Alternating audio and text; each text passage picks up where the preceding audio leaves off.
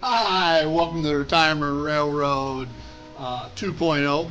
I'm Steve, and today is episode 1 of Workbench Wednesday.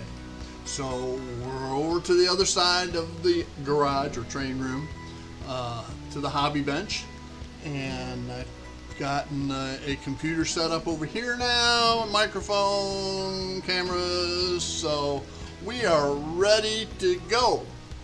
Now, right after last week's live on Friday, a package arrived, and like so many times, I just happened to be looking around eBay and I saw a Proto 2000 Burlington Everywhere West and Way of the Zephyrs SW 1500, and for $40. And I said, well, that's too good to let go by. And I have an affinity for SWs. So I went ahead and bought it. And like I said, it arrived last Friday. And being the little kid I am, I couldn't wait till this coming Friday to do an unboxing on it. So I went ahead and I tore into it. And to get the shell off is rather easy. All you do is you take the couplers off, and the shell then lifts off with the cab. So then I took the cab off.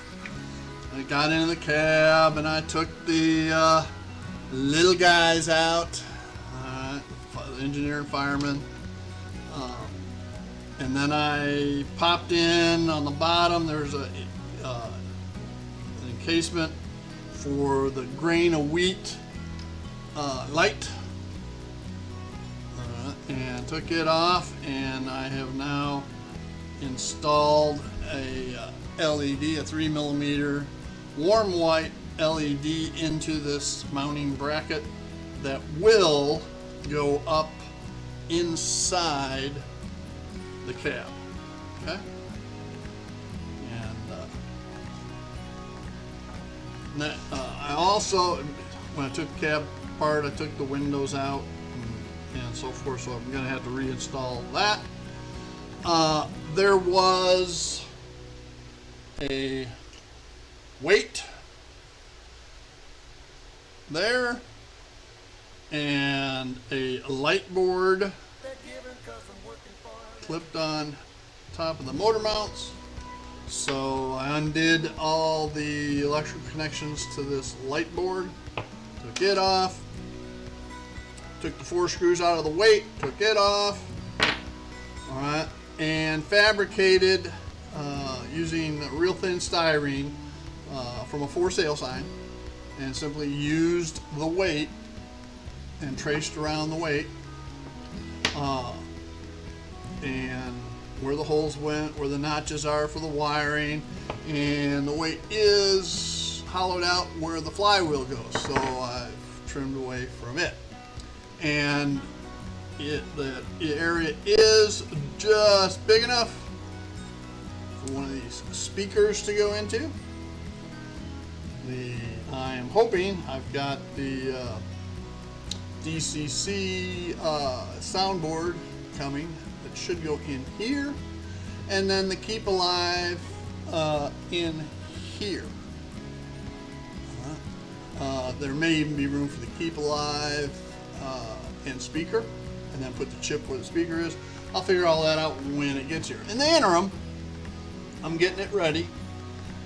Got the rear light for the cab light well on its way, and I've got to put an LED in this part of the shell, and we'll have it ready to go. I'll get the 2 wired, the commons wired together, and I want to get as much of this done before the DCC chips get here from Iron Planet Hobbies. I put in an order for 4 sound chips and 4 large capacitor packs and 4 smaller capacitor packs, and a couple of round speakers.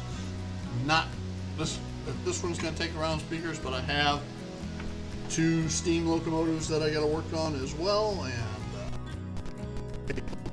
round speakers hopefully have pretty good sound.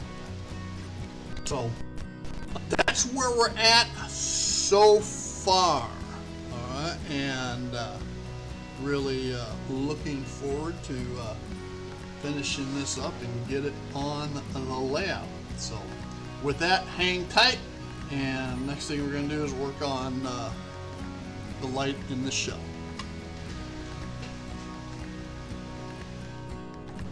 Alright, so we got the LED in the headlight, and we've got the LED in the cab, the rear, with the wires reset back in place, all the glasses in place.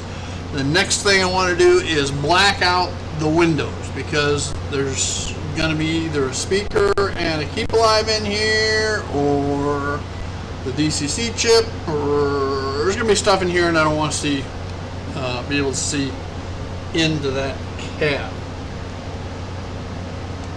So what I normally do is I simply use electrical tape to black out windows. So what we're doing now is blacking out the windows. I use electrical tape, simply cut strips off approximate size of the window surfaces, and use some tweezers and X-Acto and get them put into place.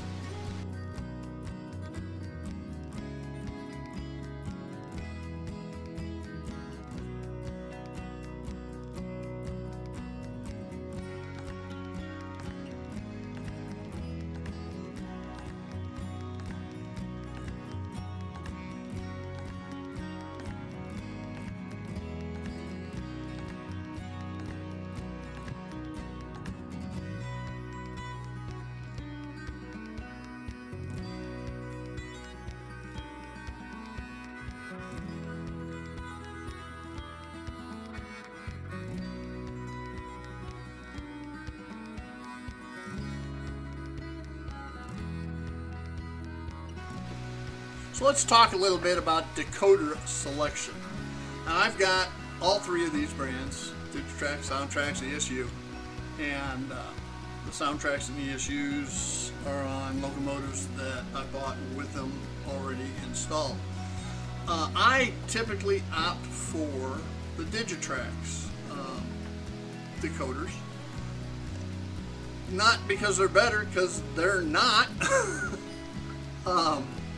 But as far as sound decoders go, for me anyway, all I'm going to use is the lights, the bells, the horns, maybe the coupling, and perhaps a few other limited functions. And the sounds, I'm not too concerned about being 100% prototypical. It just doesn't concern me to that regard. So what it boils down to is price. Now at Iron Planet Hobbies, their discounted prices are all listed.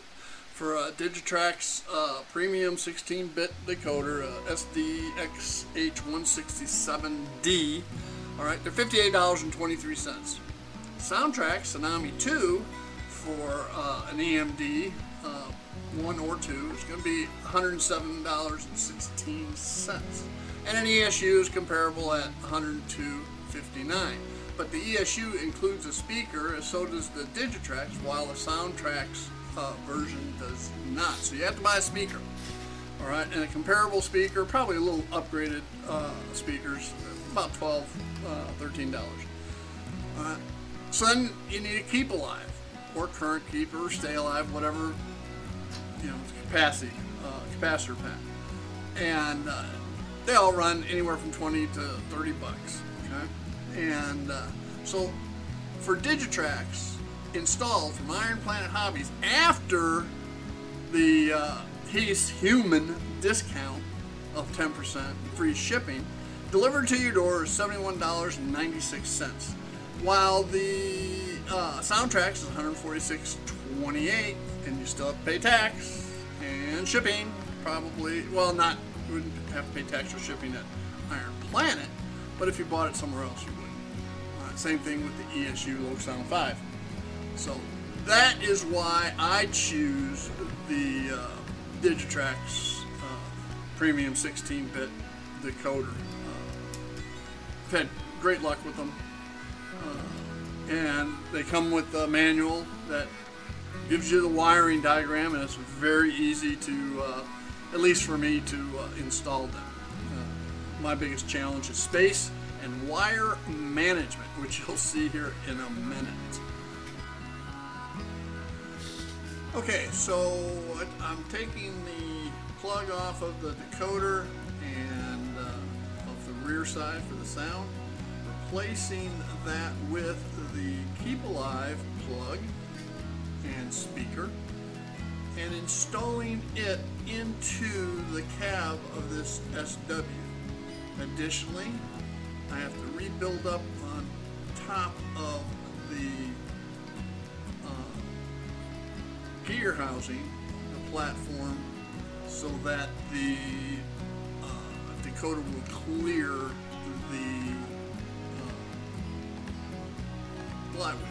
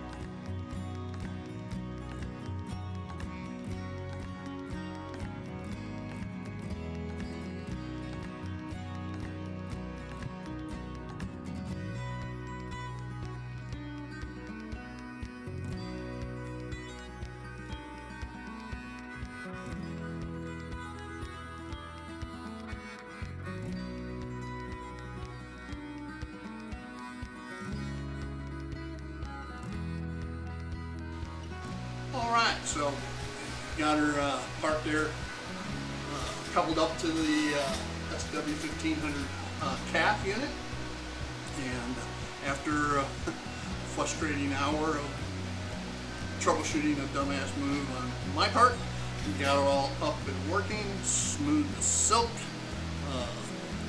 and instead of paying $150-ish on a super premium decoder that I wouldn't use all the functions. I used a good decoder, not the worst, not the best, and got it all done for $75. That's the decoder, sound decoder, speaker, and keyboard. So with that, I want to thank you for joining me here at Retirement Railroad 2.0 and the first episode of Workbench Wednesday. Y'all have a great day. Bye now.